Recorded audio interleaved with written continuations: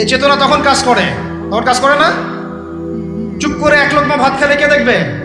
কেউ দেখবে? আল্লাহ ছাড়া কেউ দেখবে? কেউ দেখবে না। তারপর আপনি খান না কেন? আপনি খান না কেন? কারণ আপনি অনুভব করেন যে আল্লাহ পাক আমাকে দেখছেন। এটাই হলো ইহসান। এটার নাম কি? ইহসান। এটাই বলা হচ্ছে হাদিসে জিবরিলের মধ্যে, আনতা আবুদুল্লাহ কাআন্নাকা তারাহ, তুমি এমন ভাবে আল্লাহর ইবাদত করো যেন তুমি আল্লাহকে দেখতে পারছো। ওয়া ইল্লাম তাকুন তারাহু, তুমি যদি আল্লাহকে দেখতে না পারো জেনে রাখো ফাইন্নাহু ইয়ারাক, আল্লাহ পাক তোমাকে দেখছেন। এটাকে বলে আল্লাহ কনসিয়াসনেস বা ইহসান বা তাকওয়া। আর তাকওয়া হাহুনা, তাকওয়া কোথায়? এখানে। আপনি সওমের আয়াতটা পড়েন, কুতিবা আলাইকুমুস সিয়াম কামা কুতিবা আলাল লাযিনা মিন ক্বাবলিকুম লাআল্লাকুম কি তাত্তাকুন, তোমাদের উপর সওমকে ফরজ করা হয়েছে ঠিক যেমন করে আগের উম্মতদের উপরেও করা হয়েছিল। উদ্দেশ্য হচ্ছে লাআল্লাকুম তাত্তাকুন, যাতে করে তোমরা তাকওয়া অবলম্বন করতে পারো। তাকওয়া মানে আল্লাহ কনসিয়াসনেস। এই যে আমি খাচ্ছি না, পান করতেছি না, আমি বিশ্বাস করি আল্লাহ আমাকে দেখতেছেন, এই তো। সেই বান্দা কেমন করে রমজান চলে গেলেই বেনামাজি থাকতে পারে? রমজান চলে গেলে কি আল্লাহ তাকে আর দেখে না? সেই বান্দা কিভাবে সুদ খায়, তখন কি আল্লাহ তাকে দেখে না? সেই বান্দা, একই বান্দা কিভাবে জেনা করতে পারে? মেয়েকে নিয়ে কেমন করে বাইকে ঘুরতে পারে? কেমন করে গায়রা মাহরামের সাথে আমরা ইয়ে করতে পারি, ফ্রি মিক্সিং করতে পারি? কেমন করে সে সমকামিতার দিকে ধাবিত হতে পারে? কেমন করে সে জুয়া খেলতে পারে? কেমন করে সে মাদক খাইতে পারে? কেমন করে সে আল্লাহ দ্রোহী আইন বাস্তবায়ন করতে পারে? যদি সে এটা চেতনা, এই চেতনা থাকে যে আল্লাহ আমাকে দেখছেন, এই চেতনাটাকে বদ্ধমূল করার জন্যই রমাজান আসে। বলেন সুবহানাল্লাহ। আমি কি বুঝাতে পারলাম রোজা রাখার উদ্দেশ্যটা কি? ওই জিনিসটাকেই আমাদের ভিতরে ইনস্টল করাই হলো উদ্দেশ্য। লাআল্লাকুম, অবশ্যই বলেন লাআল্লাকুম তাত্তাকুন। তাকওয়া কি কিনতে পাওয়া যায় বাজারে? এই যে আল্লাহ পাক আমাকে দেখছেন, আমি খাবো না, আল্লাহ আমাকে দেখছেন, আমি পান করতে পারবো না, আমার রেস্ট্রিকশন আছে, পিপাসায় গলা ফেটে যাচ্ছে একেবারে রোদের মধ্যে, তাও খাচ্ছি না কেন? কার ভয়ে? ওইটাই জীবনের সব ক্ষেত্রে বাস্তবায়ন করার জন্যই রমজান আসে। বুঝতে পারি নাই মনে হয়? ওই চেতনাটাই, একই চেতনাটাই জীবনের সবগুলো কাজে বাস্তবায়ন করার জন্য কি আসে? রমাদানের 6 মাস। আমরা শুধু রোজার ফজিলত নিয়ে বয়ান করি, রোজা রাখলে 70 গুণ নেকি হবে না, 70 গুণ হবে, 700 গুণ বাড়াই দিবে। মূল কথা ফজিলত তো ফজিলত পাবোই, মূল কথা এইটা, তাকেও অবলম্বন করতে হবে। আল্লাহ পাক আমাদেরকে তৌফিক দান করেন। কয়টা বলছি বলেন ভাই? 2টা মনে থাকবে। 1, দুনিয়াবি কাজ কমায় ফেলা। 2, কি রোজা রাখার মতো রাখা। 3 নাম্বার হচ্ছে, এটা আমার নিজস্ব একটা পরামর্শ আর কি। 3 নাম্বার হচ্ছে রোজা রাখার জন্য আমাদের সাহারি করতে হয়, ইফতার করতে হয়, এই তো। আল্লাহর ওয়াস্তে সাহারি এবং ইফতারে মুসলমানের মতো খাবার খাবেন, জানোয়ারের মতো খাবার খাবেন না। সাহারি এবং ইফতার এই দুটোতে কি খাবেন? মুসলমানের, মুমিনের মতো খাবার খাবেন, জানোয়ারের মতো খাবার খাবেন না। আল্লাহ পাক বোঝার তৌফিক দান করেন। মানে আমরা কিন্তু সাহারিতে কি করি জানেন? 7 পেট খাই। কয় পেট? নবীজি বলেছেন খাবে পেটের 1 ভাগ খাবার, 1 ভাগ পানি, 1 ভাগ, আবার বলি 1 ভাগ খাবার, 1 ভাগ পানি, 1 ভাগ। কার পেট খালি আছে এখন খাওয়ার সময় খাওয়ার টেবিলে? আমাদের ওস্তাদরা বলেন যে মুসলিম উম্মাহ, আমাদের ওস্তাদরা বলেন যে মুসলিম উম্মাহ খাবার টেবিলে হেরে গেছে, সে কখনো জিহাদের মাঠে জিততে পারবে না। বুঝতে পারেন নাই? বুঝতে পারলাম না মনে হয়। যারা খাওয়ারের টেবিলেই হেরে গেছি, এখানেই তো আপনি সুন্নাহ মাফিক খাইতে পারতেছেন না, প্রবৃত্তির কাছে হেরে গেলেন, গপ গপ গপ গপ করে খাচ্ছি 7 পেট ভর্তি করে। এখানে তো খাবারের সামনেই হেরে গেলাম, প্রবৃত্তির সামনে। সে আবার কাফেরদের সাথে জিতবে কেমনে? জিতবে আগে নিজের প্রবৃত্তির উপর জিহাদে তো জিততে হবে। আমার মন চাচ্ছে জেনা করি, করবো না, এটার নাম জিহাদ, এটাও জিহাদ। মন চাচ্ছে সুদ খাই, একটু খাবো না, এটার নাম কি? জিহাদ। মন চাচ্ছে নামাজ না পড়ি, ঘুমায় থাকি, মন চাচ্ছে না, মন বলতেছে ঘুমাই ঘুমাই ঘুমাই, কিন্তু নামাজ পড়তে হবে। এই যে উঠলাম, ওযু করলাম, গেলাম, এর নাম কি? এটাও এক প্রকার কি, বরং নফসের সাথে জিহাদটা অনেক বড় জিহাদ বলা হয়েছে, বলা হয় নাই? এটা মানুষকে শক্ত করবে। একটা মেয়ে সাথে প্রেম করতে মন চায়, করবো না, ওকে দেখবো না, যাবো না কাছে, এটা শক্ত থাকার নাম কি? এটা মনে নফসের সাথে কি বুঝেন? আল্লাহ পাক আমাদেরকে নফস শক্ত করার তৌফিক দান করেন। তো ভাই, খাবার ইফতারেও এভাবে 7 পেট খাবেন না, সারিতেও খাবো না, কথা করি তো ইনশাল্লাহ। শোনেন, পরিমিত খাবেন, পুষ্টিকর খাবার খাবেন। পরিমিত খাবেন, কিন্তু পুষ্টিকর খাবার খাবেন, তাহলে যথেষ্ট হবে ইনশাআল্লাহ। আর এখনকার যে খাবার, এতে বেশিরভাগই ভেজাল। যত বেশি খাবো তত দ্রুত অসুস্থ হব।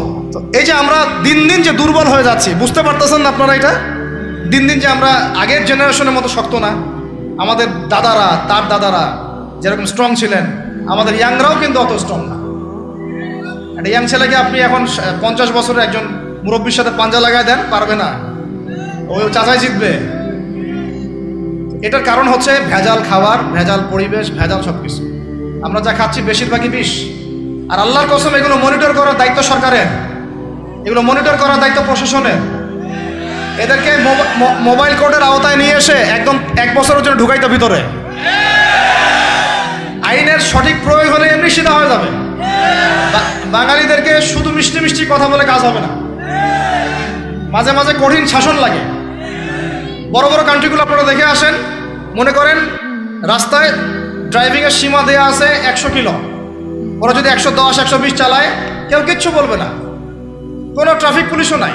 মোবাইলে একটা মেসেজ চলে আসবে যে তোমার এই 1500 রিয়াল, 2000 রিয়াল জরিমানা করা হয়েছে। দিবানা ড্রাইভিং লাইসেন্স বাতিল। ওটা বাতিল তো হবেই, 6 মাসের জন্য জেল খাটবা। বাপ করে টাকা দিয়ে আসবে। টাকা না দিলেও আর ভয়ে চালাবে না, বাবারে বাবা একবার 1500 রিয়াল খাইছি, আবার খাওয়া যাবে। আইন শুধু থাকলে হয় না, আইনের একদম কঠোর বাস্তবায়ন থাকতে হবে। এই জিনিসটা যদি থাকে, দেখবেন সমাজ ঠিক হয়ে গেছে ইনশাআল্লাহ। আল্লাহ পাক আমাদের সবাইকে কথাটা মন থেকে বোঝার তৌফিক দান করুন। আমরা কি কারো শত্রু?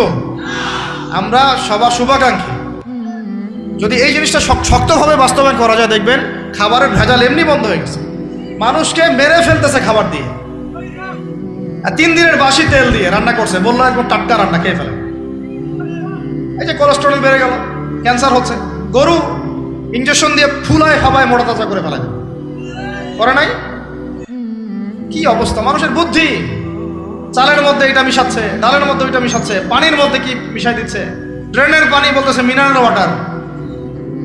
হ্যাঁ, ডাব খাবেন, ডাবের পানি আগে ইঞ্জেকশন দিয়ে বের করে ফেলাইছে, আগে খাই ফেলছে, অল্প একটু বাকি আছে। ওটার দাম ঢাকাচ্ছে 150 টাকা। নিচ থেকে উপর পর্যন্ত আমাদের সমাজে খালি প্রতারণা চলতেছে।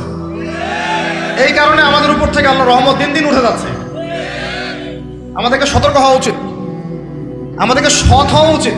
সৎ হইতে পয়সা লাগে না, সৎ হইতে পয়সা লাগে। সবাই যার যার জায়গা থেকে ভালো হয়ে যায়, কিচ্ছু করা লাগবে না ইনশাআল্লাহ। আপনি মাদক খায়েন না, কেউ জোর করে মাদক খাওয়াবে? আপনি নিজে সুদ খায়েন না, কেউ জোর করে সুদ খাওয়াবে? এখানে কেউ মাদকের দোকান দিল, আমরা খাই না, ও দোকান নিয়ে চলতে পারবে না, টামটোপলা বাঁধে চলে যাবে, কি করবে? যাইতে বাধ্য সে। আমরা খাইলে সে ব্যবসা করবে। আল্লাহর ওয়াস্তে আমরা কোনো রকম প্রতারণার কাছেও যাব না, হারামের কাছেও যাব না, এবং অন্যকে আমরা প্রতারিত করবো না ইনশাআল্লাহ।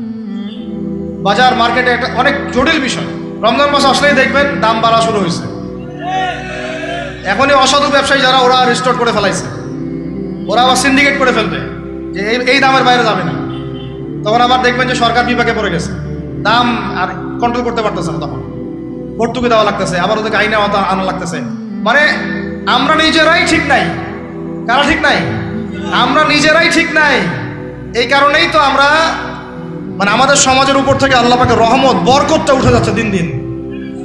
আপনি দেখে নিয়েন, যে পণ্যের দাম এখন 200 টাকা, রমজান মাস আসলে দেখবেন 250 টাকা, 300 টাকা বাড়াই দিচ্ছে। এটা ব্যবসায়ীরা করবে, অনেকেই, অনেক অসাধু ব্যবসায়ী করবে, এটা অনেকেই করবে, এখনো চলতেছে।